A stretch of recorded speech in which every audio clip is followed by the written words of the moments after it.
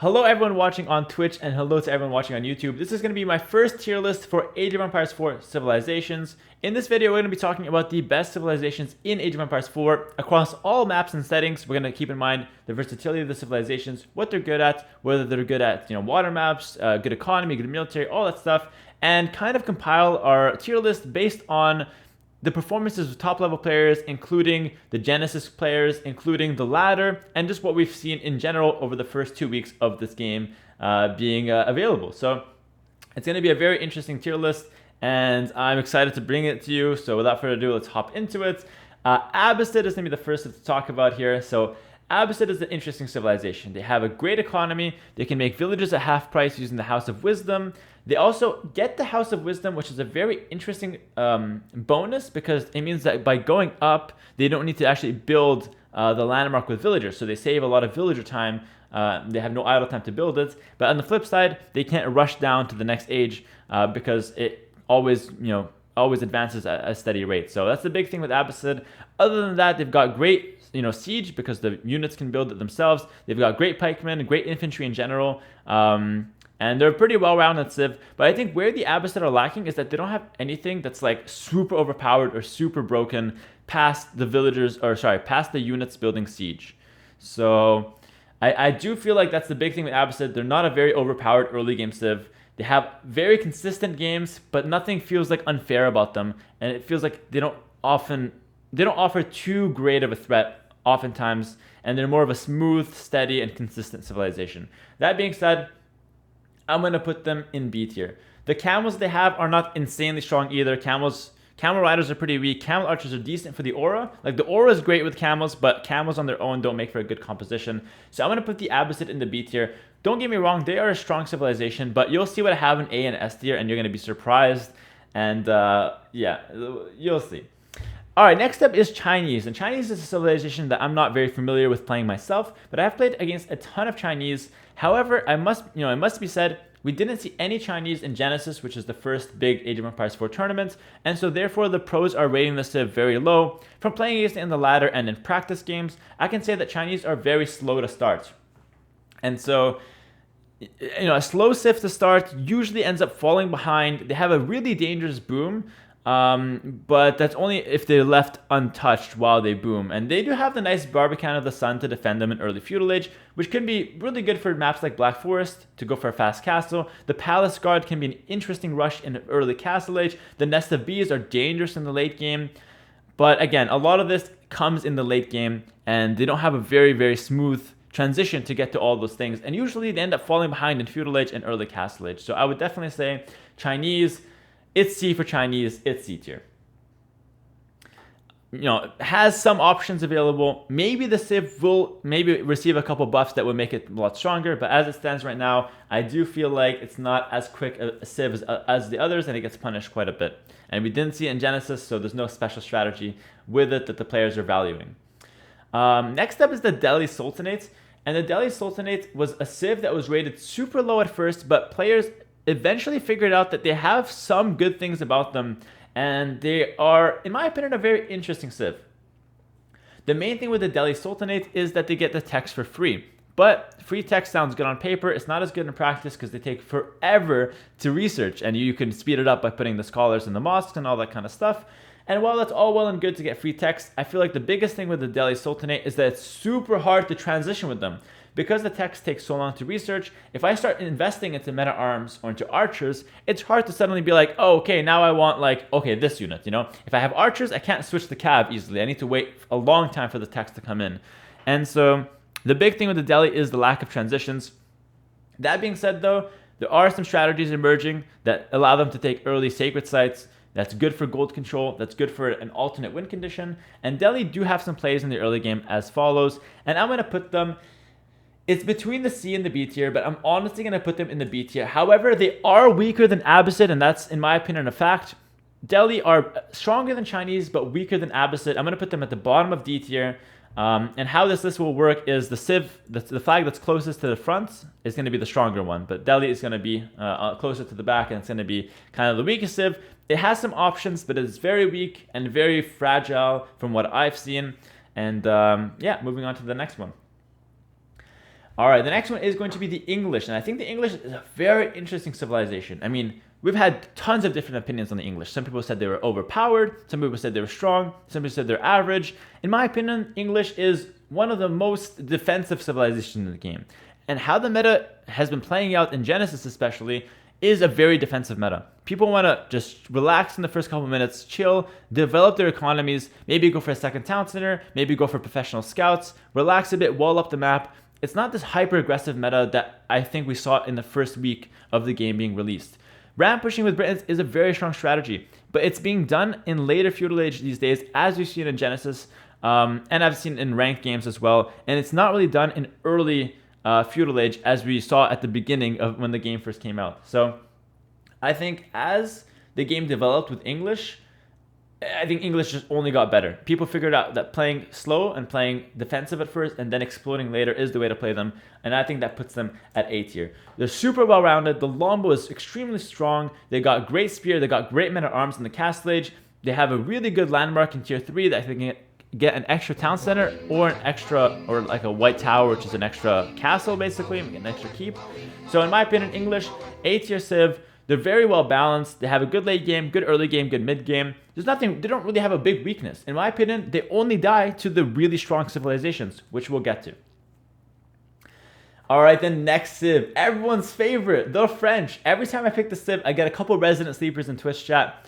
Everyone feels like the civ is overpowered. Everyone feels like the civ needs to get nerfed. And while I do agree that the French are overpowered on the water, getting Hulk H2 is a massive advantage, I will have to say that the French are not nearly as strong on land as people make them out to be.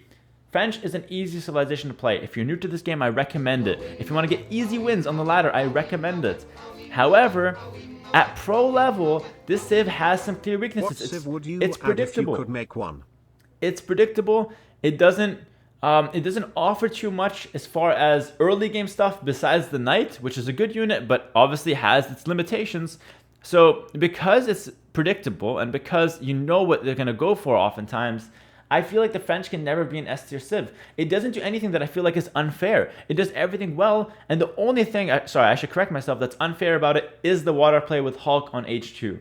The water play for French is by far overpowered. That is S tier for sure, but as a whole, I'm not putting French in S tier. I'm putting it at the top of A tier in front of the Britons.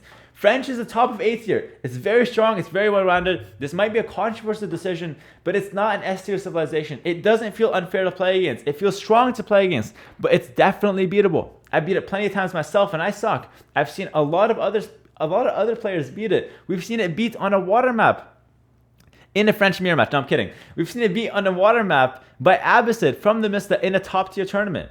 So pro players can find a way to play against French. I do agree that French at a lower level is really strong, but trust me, at a top level, it's not overpowered, and I will show you the overpowered civ later on. HRE, straight to S tier. Just kidding, let's talk about it. HRE, it's not a bad civilization. It has a lot of interesting things about it. The prelate can buff your villagers in the early game. They have great infantry with the mace on the men-at-arms. So men-at-arm pie composition is very strong with them. The one thing I will say about HRE though, and they have a dangerous fast castle as well because they have such a good early game economy. But the one thing I will say about HRE is that it does feel like a lot of the units that they're good at are like infantry units and they're a bit like slow paced. So HRE are not that fast right out of the gate aggression or like right out of the gate strong civilization. And I think because of that fact, I'm going to have to put them at a bit of a lower tier than you would expect and that you'd think. So I feel like I'm going to have to put HRE in low B tier. I'm debating between behind Delhi or in like above Chinese, but I think behind Delhi makes sense here, honestly. I don't think they're better than Delhi. They weren't picked at all in the tournament in Genesis, so clearly people aren't valuing them at all. I don't have a lot of experience playing them, but from what I've seen playing against them, they're not too difficult. So I'm going to put B tier for HRE, but you can make an argument for C tier. I'm debating. I'm going to put them C tier. Listen here. Delhi at least has some plays on hybrid maps. You know, people were trying to wall the lakes. They go for the early dock. They go for the cheese with the fishing ships. We've seen them go for sacred site plays. What have we seen from HRE, guys? We've seen nothing. We've seen nothing from HRE. So Listen, guys, I think HRE are good. There is a top player named Mattis who is actually very strong with HRE. He plays them well. They're not bad on water, but the reason why HRE can never get any credit for their water play is that they always get slapped by the French on water. And so if you're second best in water, they'll never remember you. The same thing with me. I'm second best at a lot of tournaments. No one remembers me for them. So HRE, second best on water, is almost irrelevant because French are dominant. And then on the land, they're not really doing anything crazy to really give them any merit. They're a bit slow, and they have some options that are good, but they're really not that strong. The next civ, the Mongols, the absolute chads. If you lose a Khan, no worries, you get it back in 2 minutes for free. You lose it again, no worries, we got you again. Khan, bro, no wonder there's so many people with last name Khan in the world. They always respawn every 2 minutes. Listen, Mongols, one of the strongest civilizations ever. I mean, like, this is, in my opinion, the most overpowered civilization in the game by far. And I'll tell you why. I'm not going to just make these claims and not back them up. They get amazing production at all points of the game using the uvu on the stone. Gives them 2 times production. This not only saves you resources on the units, it gets you them twice as fast. So it saves you resources on the production and gets you faster production, which either lets you put more pressure or get away with a faster 2TC boom, because it lets you greed for economy and then defend yourself with faster production. Not only that, they've got the Mangada, which is very strong as the Cavalier civs. Mangada shoots while moving, good at raiding. It's just an oppressive unit in general. And not only that, if you get an upgraded siege engineering from your blacksmith, or like using the uvu through the blacksmith, you can make your infantry able to build siege weapons. So you basically become the Abbasid in the Castle Age. So I don't know, man. Mongols, they feel like really ridiculously strong. They have so many options. On hybrid maps, they can kill your dock by just adding scouts or spearmen and killing your dock, and they get free fishing ships. So on hybrid maps, Mongols are insane. On land maps, they're insane. Their towers are very strong. And they have some limitations. I have to mention the limitations. They can't build castles. They can't build walls. But I mean, let's be honest, guys. How many times do we see castles and walls win games? And they have amazing towers to make up for the fact that they don't have walls. And in general, they get off to such a fast start because they have this overstart, because they can produce 2 times units. They have such a fast start that they don't need to be on the defensive. Most of the time, they're on the aggressive. They can move their buildings, which is such a big advantage, such a big utility to move the landmark. They can heal their units with a tier 3 landmark. They can do so much with like their kit is just so complete. Furthermore, they can do great with the trading, which basically acts as extra town center, extra economic buildings in the early game. All right. All that said, guys, Mongols is by far and above the best civilization in the game. S tier by far, and it's not even a debate. Like, if you tell me, everyone is allowed to have an opinion, but if you tell me that the French are more overpowered than the Mongols, I would have to tell you that your opinion is fine. Unfortunately, it's wrong. All right, your opinion is unfortunately wrong, and I've got the stats to back it up. Genesis, we've seen Mongols absolutely dominate. We've seen the English beat the French, but the only thing that's beaten the Mongols is like, actually, they lost to the Delhi Sultanate, but we're not going to talk about that. But like Mongols, listen, guys. Mongols, very strong, hard to beat, and I got first-hand experience into playing against them. It's not pleasant, and I gotta say, Mongols are just very strong. Anyways, feel free, like, I was just kidding, feel free to have an opinion that's different than mine, obviously. This is my opinion based on some of the facts that I presented, but obviously, I'm just messing around. You're free to have your own opinion. On to the Rus, though. We've got the Rus, the last civ on the table here. Rus are interesting. I thought the Rus were very strong, but as I see more and more from them, I actually feel like they're weaker than what I initially anticipated. Like, I think the Rus get off to a good start. They get to take the deer on the map, a lot of the sheep, and they get off to like extra gold. The hunting cabins can generate gold in the mid game. So I do think that the Rus were initially considered very strong. They got the Knights and Feudal, but the more I see them being played, the more I feel like Knights and Feudal is a bit of a bait. Without healing, Knights and Feudal are very susceptible to town center fire. People are playing very defensive, so you can't just run in with the Knights. Like with French, you can do it because then you can heal them up with chivalry.